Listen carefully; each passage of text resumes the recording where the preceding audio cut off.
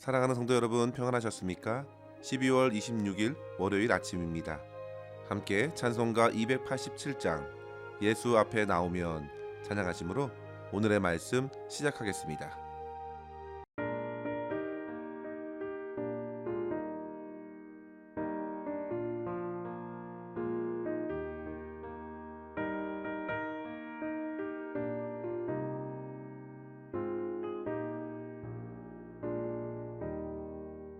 예수 앞에 나오면 죄사함 받으며 주의 품에 안기어 편히 쉬리라. 우리 주만 믿으면 모두 구원 얻으며 영생 복락 멸류관 확실히 받겠네.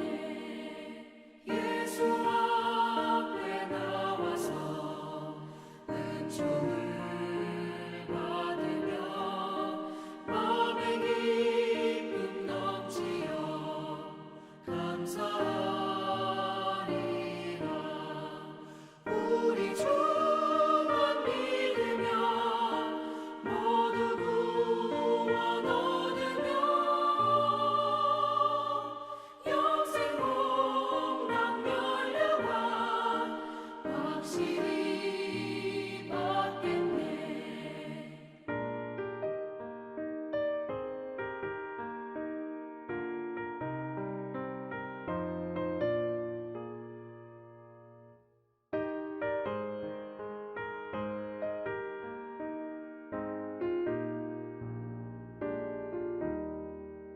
예수 앞에 설 때에 흰옷을 입으며 앓고 빈난 내 집에 힘이 살리라.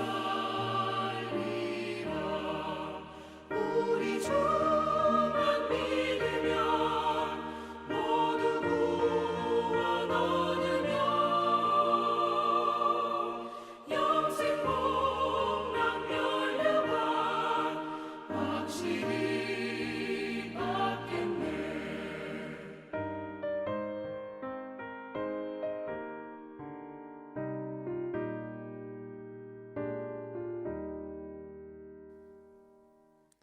아멘. 이 시간 함께 나눌 말씀은 전도서 9장 1절에서 10절입니다. 이 모든 것을 내가 마음에 두고 이 모든 것을 살펴본즉 의인들이나 지혜자들이나 그들의 행위나 모두 다 하나님의 손 안에 있으니 사랑을 받을는지 미움을 받을는지 사람이 알지 못하는 것은 모두 그들의 미래의 일들임이니라. 모든 사람에게 임하는 그 모든 것이 일반이라. 의인과 악인, 선한 자와 깨끗한 자와 깨끗하지 아니한 자, 제사를 드리는 자와 제사를 드리지 아니하는 자에게 일어나는 일들이 모두 일반이니 선인과 죄인, 맹세하는 자와 맹세하기를 무서워하는 자가 일반이로다. 모든 사람의 결국은 일반이라. 이것은 해 아래에서 행해지는 모든 일 중에 악한 것이니 곧 인생의 마음에는 악이 가득하여 그들의 평생에 미친 마음을 품고 있다가 후에는 죽은 자들에게로 돌아가는 것이라. 모든 산자들 중에 들어있는 자에게는 누구나 소망이 있음은 산개가 죽은 사자보다 낫기 때문입니다. 산자들은 죽을 줄을 알되 죽은 자들은 아무것도 모르며 그들이 다시는 상을 받지 못하는 것은 그들의 이름이 잊어버린 바 됨이니라. 그들의 사랑과 미움과 시기도 없어진 지 오래이니 해 아래에서 행하는 모든 일 중에서 그들에게 돌아갈 몫은 영원히 없느니라. 너는 가서 기쁨으로 내 음식물을 먹고 즐거운 마음으로 내 포도주를 마실지어다. 이는 하나님이 내가 하는 일들을 벌써 기쁘게 받으셨음이니라. 내 의복을 항상 희게 하며 내 머리에 향기름을 그치지 아니하도록 하지니라. 내 헛된 평생의 모든 날 곧 하나님이 해 아래에서 내게 주신 모든 헛된 날에 내가 사랑하는 아내와 함께 즐겁게 살지어다. 그것이 내가 평생에 해 아래에서 수고하고 얻은 내 몫이니라. 내 손이 이를 얻는 대로 힘을 다하여 할지어다. 내가 장차 들어갈 수월에는 일도 없고 계획도 없고 지식도 없고 지혜도 없음이니라. 아멘. 전도자는 이미 앞서 죽음을 다루면서 아무리 헛되다 하는 인생에도 죽음 앞에서 삶을 새롭게 생각할 수 있다고 교훈해 주었습니다. 전도서 7장 2절에 보시면 초상집에 가는 것이 잔치집에 가는 것보다 나으니 모든 사람의 끝이 이와 같이 됨이라. 산자는 이것을 그의 마음에 둘지어다 했습니다. 인간을 두렵게 하는 그 죽음은 오히려 역설적으로 인간의 삶이 얼마나 소중한지 깨닫게 해줍니다. 오늘 본문 9장에서부터 이제 전도자는 전도서의 전체적인 결론으로 향합니다. 1절에 보시면요. 내가 이 모든 것을 내 마음에 두고 모든 것을 살폈은즉, 이제 결론을 어느 정도 낼 수 있다는 것입니다. 의인이나 지혜자들의 모든 행위와 도모가 하나님의 손안에 있기 때문에 이후에 그가 어떻게 될지 알 수 없다는 것입니다. 성도 여러분, 모든 일의 결국은 하나님께 달려 있습니다. 사람들의 눈으로 볼 때에는 그저 하나의 결론, 죽음으로 맞춰지는 것이죠. 그러나 하나님께서는 그 죽음을 통해서 심판을 진행하십니다. 어떻게 그가 살아왔는지 아시는 분은 오직 하나님이시기 때문입니다. 하나님의 손 안에 저와 여러분의 삶이 갈라집니다. 모든 인생은 그 하나님의 손을 피할 수 없습니다. 그러나 성도 여러분, 여기서 하나님의 손 안에 우리의 삶이 있다는 것은 그저 하나님께서 결과만 지고 계시다는 말씀만은 아닙니다. 하나님의 주권은 처음부터 끝까지 모든 과정에서 나타난다는 사실을 잊지 말아야 합니다. 하나님께서는 100% 자유의지를 저와 여러분에게 허락해 주셨을 뿐만 아니라 동시에 세상의 모든 것을 하나님의 손 안에서 다스리고 계십니다. 세상의 그 무엇도 하나님의 주권에 벗어나 존재할 수 없겠습니다. 단, 그 과정을 인간이 도무지 이해할 수 없다는 한계가 있을 뿐입니다. 특별히 미래의 일들이 그러합니다. 모든 일에는 결과가 따르는데요. 그 결과는 미래적이고 겉으로 보일 때에는 지극히 일반으로 보여집니다. 오늘 본문 2절 이하에 보시면요. 그 모든 사람에게 임하는 모든 것이 일반이라 했습니다. 의인과 악인, 선한 자와 깨끗하지 않은 자, 제사를 지내는 자와 그렇지 않은 자에게 일어나는 일들이 결국에는 일반인데 그것은 바로 죽음이라는 것입니다. 3절에도 보시면요. 모든 사람의 결국은 일반이라. 일반 계속 반복하고 있습니다. 그 일반은 바로 해 아래에서 행해지는 모든 일 중에 악한 것이니 인생의 마음에 악이 가득하여 결국에는 죽음에 이르는 것이라 했습니다. 성도 여러분, 사람들은 저마다 그렇게 미친 마음을 평생 품고 살다가 죽음으로 맞춰지는 삶을 살아가는 모습을 지금 전도자가 본 것입니다. 여기서 미친 마음은 몰상식하고 어리석고 망령되며 분별 없는 마음을 말합니다. 그렇게 자신이 생각하는 것을 향해 달려가는 어리석은 삶의 종착점이 바로 죽음이라는 것입니다. 그러나 성도 여러분, 전도자는 우리 인생이 죽음이라는 결과에 갇혀서 허무할 수는 있겠지만 결코 성도들에게서는 그렇지 않다고 말합니다. 살아있는 것이 단지 죽음을 향해 가는 것이 아니라 얼마든지 그 방향이 다를 수 있음을 보여줍니다. 오늘 본문을 통해서 우리는 두 가지의 살아가는 삶의 방향을 생각하고 도전을 나누었으면 합니다. 첫째로 성도 여러분, 이 땅의 삶을 소망을 갖고 영원한 상을 바라보며 살아내어야겠습니다. 라인홀드 니버의 평안을 위한 기도에 이런 문구가 있는데요. 주여, 바꿀 수 없는 것을 받아들이는 마음을 주시고 바꿀 수 있는 것을 바꾸는 용기를 주소서. 그리고 그 차이를 분별할 수 있는 지혜를 주소서. 성도 여러분, 삶에는 분명 우리가 바꿀 수 없는 것과 바꿀 수 있는 것이 있습니다. 그것을 분별해내는 것이 바로 니버가 생각하는 지혜였습니다. 그의 관점으로 오늘 본문의 말씀을 보십시오. 인생에게 다가오는 죽음은 결코 바꿀 수 없는 것입니다. 그러나 오늘 나에게 주어진 하루를 어떻게 살아가느냐는 바꿀 수 있습니다. 나에게 주어진 시간에 맡겨진 일들을 가지고 주저하거나 게으름을 피울 수도 있겠지만 얼마든지 과감한 결단과 용기로서 현실을 하나씩 개선해 나갈 수 있는 것입니다. 그것이 바로 살아있음의 유익입니다. 아직 끝난 것이 아니지요. 4절 말씀에 보시면요. 산 개가 죽은 사자보다 낫다 했습니다. 아무리 성경에서 개를 부정적으로 여기고 사자를 영광스러운 존재로 여길지라도 살아있는 개가 비교할 수 없이 죽은 사자보다 낫습니다. 그 이유는 바로 살아있기 때문에 변화의 소망이 있기 때문입니다. 성도 여러분, 죽음을 그저 덮어놓고 두려워할 이유가 없습니다.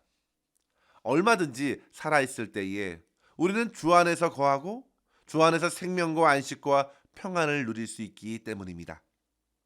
성도 여러분, 마틴 루터가 내일 지구가 멸망한다 하더라도 나는 한 그루의 사과나무를 심겠다 말한 것은 곧 죽음 앞에서도 소망을 붙들고 여느 때와 다르지 않게 생명의 씨를 심을 수 있는 것은 바로 지금 내가 살아있기 때문이라는 것을 보여주는 것이죠. 살아있다는 것이 바로 이것입니다. 기회가 있는 것입니다. 죽음이 오면 더 이상 돌이킬 수 없겠습니다. 인생은 한 번뿐인 일생입니다. 그렇다면 성도 여러분, 이런 단 한 번의 인생을 살면서 우리는 어디에 소망을 두어야겠습니까? 시편 43편 5절에 보시면 내 영혼아 내가 어찌하여 낙심하며 어찌하여 내 속에서 불안해하는가? 너는 하나님께 소망을 두라. 그가 나타나 도우심으로 말미암아 내 하나님을 여전히 찬송하리로다. 아멘. 시의 저자인 고라자손은 영혼을 짓누르는 고통을 경험하면서도 자기 영혼을 향하여 소망으로 깨웠습니다. 더 이상 낙심하지 말고 불안해하지 말라. 오직 너는 하나님께 소망을 두라. 오늘 본문 5절 말씀에 보시면요. 살아있는 자는 곧 죽을 줄 알아서 이미 죽은 자들보다 비교할 수 없을 만큼 귀한 시간을 보낼 수 있는데 바로 그 이유는 상을 받을 수 있기 때문이라 했습니다. 성도 여러분, 이미 죽은 자들은 기회가 없습니다. 그러나 산 자는 소망 가운데 상을 받을 수 있겠습니다. 하나님께 소망을 두고 그분의 상을 기대하는 것이 바로 믿음이라고 히브리 기자는 말했습니다. 믿음이 없이는 하나님을 기쁘시게 하지 못하나니 하나님께 나아가는 자는 반드시 그가 계신 것과 그가 자기를 찾는 자들에게 상 주시는 이심을 믿어야 할지니라. 히브리서 11장 6절에서 말씀하셨죠.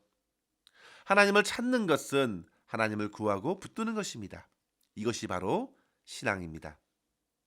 이 세상에서 고통스러운 것이 있습니까? 6절과 같이 이 땅에서 겪는 모든 사랑과 미움과 시기도 죽음과 함께 없어질 것입니다. 그러한 것들은 영원하지 않습니다. 성도 여러분, 살아있을 때에 소망이 있다는 것은 어떻게 죽음을 맞이하느냐일 것입니다. 그런데 성도 여러분, 계시록 14장 13절에 주 안에서 죽는 자가 복이 있다 했습니다. 살아 생전에 기회가 주어질 때에 열심히 주님을 찾고 만나서 주님 안에서 소망을 얻는 사람에게는 영원한 생명이 주어집니다. 따라서 세상에서 한숨과 같이 없어지는 헤벨, 그 헛됨에 치우치지 말고 영원하신 주님만을 소망하시길 바랍니다. 사도 바울도 자신의 인생을 마무리하면서 디모데에게 부자 성도들에게 이렇게 권하라 했습니다. 재물에 소망을 두지 말고 오직 우리에게 모든 것을 후히 주사 누리게 하시는 하나님께 두라. 이것이 장래에 자기를 위하여 좋은 터를 쌓아 참된 생명을 취하는 것이니라. 아멘. 성도 여러분, 우리가 지금 깨어 호흡하고 있을 때의 삶은 엄청난 가능성을 지니고 있습니다. 그것은 곧 천국과 지옥의 가능성이고 상과 벌의 가능성입니다. 주님의 말씀을 의지하여 오직 주님께 소망을 두며 믿음으로 오늘을 살아내면서 주님의 칭찬과 상을 받는 저와 여러분의 삶이 될 수 있기를 주의 이름으로 간절히 축원합니다. 둘째로 성도 여러분, 하나님 안에서 허락해 주신 삶의 터전에서 기쁘게 살아가야겠습니다. 오늘 본문 7절 이하의 말씀은 우리에게 잔치를 연상케 합니다. 내 음식을 먹고 즐거운 마음으로 마시라고 합니다. 인생을 축제처럼 잔치처럼 즐기라는 것입니다. 그런데 앞서 우리는 장례식에 가는 것이 잔치집에 가는 것보다 훨씬 낫다고 했는데요. 이제 와서 잔치를 누리듯이 기쁘게 살라는 것이 말이 되느냐고 혹 이렇게 반문하실 분도 계실 듯합니다. 그러나 성도 여러분, 죽음을 통해 살아 있음의 귀함을 알고서 오늘의 기쁨을 누리는 것은요, 그렇지 않는 것과는 크게 다르다는 사실입니다. 지금 내가 누리는 기쁨이 어떤 기쁨인가? 그저 눈에 보이는 풍성함, 그 건강함이 기쁨의 근거라면 그 기쁨은 오래가지 않을 것입니다. 반드시 인생에 겨울이 오고 가뭄이 오며 약함과 질병이 찾아오기 때문입니다. 지금 전도자가 즐거워하라는 것은 곧 죽음 앞에서 인생을 귀하게 여기고 죽음 이후의 미래까지 쥐고 계신 하나님을 소망하기 때문에 비로소 참된 기쁨을 누리라는 말씀입니다. 이것이 바로 복음입니다. 성도 여러분, 이 복음, 기쁨의 소식은 죄와 사망의 소식에서 싹을 틔웁니다. C.S. 루이스는 기독교는 곧 낭패감에서 시작한다고 했습니다. 두려움에서 비로소 소망과 자유를 갈구하게 됩니다. 그 소식이 바로 복음입니다. 하나님의 아들 예수께서 이 땅에 성육신하셨고 우리와 함께 하셨습니다. 죽음의 권세를 무너뜨리기 위해서 오신 것입니다. 이러한 주님을 생각만 해도 성도들에게는 기쁨이 넘칩니다. 그 기쁨은 누구와도 어느 것과도 바꿀 수 없는 기쁨입니다. 그 기쁨으로 세상을 한번 보십시오. 가정의 식구들을 떠올려 보십시오. 사랑하는 아내와 자녀들을 보십시오. 기뻐할 수밖에 없습니다. 그 구원의 주님을 통해 누리는 감격 없이 우리가 어떻게 소망을 얻고 어떻게 기쁨을 누릴 수 있겠습니까? 전도자는 헛된 인생에게 주어진 삶의 의미를 발견했습니다. 바로 하나님입니다. 하나님께서 오늘 나에게 허락하신 모든 것을 즐겁고 기쁨으로 받는 것입니다. 그것이 바로 진정한 복인 것입니다. 성도 여러분, 주님의 사명대로 사는 것이 참으로 행복합니다. 따라서 우리는 최선을 다하여 오늘을 살아낼 수 있어야 합니다. 이 때가 다시 오지 않을 것입니다. 수고하고 힘을 다하여 붙여주신 성도들과 가족들과 동료들과 함께 맡겨진 일에 기쁨으로 살아내는 것이 곧 나의 분복이 됩니다. 그의 삶에는 하나님께서 허락해 주시는 열매가 있을 것입니다. 어떤 모양으로 거둘지는 모릅니다. 그것은 하나님의 손에 있기 때문입니다. 나는 심었고 아볼로는 물을 주었으니 결국 하나님께서 자라나게 하시고 열매를 하나님의 때에 거두실 것입니다. 저와 여러분 모두가 어떠한 상황에 이르든지 하나님의 주권을 인정하고 주님께 소망을 두고 기쁨으로 그 모든 삶을 살아내면서 주님께 영광 올려드릴 수 있기를 주의 이름으로 간절히 축원합니다. 기도하겠습니다. 하나님 아버지 감사합니다. 오늘도 주의 말씀으로 우리의 영혼을 깨우사 죽음으로 다름질하는 인생길에 영원한 소망 되신 하나님을 바라보게 하시니 감사합니다. 주님, 영혼이 멸망받을 수밖에 없는 헛되고 어리석은 인생에 복음으로 찾아와 주심에 감사합니다. 주님께서 이 땅에 오셔서 이루신 그 모든 사역을 통해서 비로소 우리가 얼마나 절망적인 상태에 갇혀 있었는지 깨닫게 되고 주님의 십자가의 구속으로 말미암아 우리가 얼마나 큰 사랑과 은혜를 누리게 되었는지 알게 하여 주시니 감사합니다. 아버지 하나님, 받은 은혜와 사랑을 따라서 항상 기뻐하고 감사하며 주님께서 허락하신 모든 삶을 믿음으로 살아낼 수 있도록 인도하여 주시옵소서. 지금 살아있음에 감사하고 부르시는 상을 믿음으로 바라보며 고난 속에서도 기뻐하며 주로 인해 감사드리는 그러한 승리하는 삶을 힘있게 살아갈 수 있도록 인도하여 주시옵소서. 오늘도 우리의 모든 삶을 주님의 손에 의탁하옵고 감사드리며 예수 그리스도의 이름으로 간절히 기도하옵나이다. 아멘. 사랑하는 성도 여러분, 오늘도 주 안에서 승리하시기를 바랍니다. 감사합니다.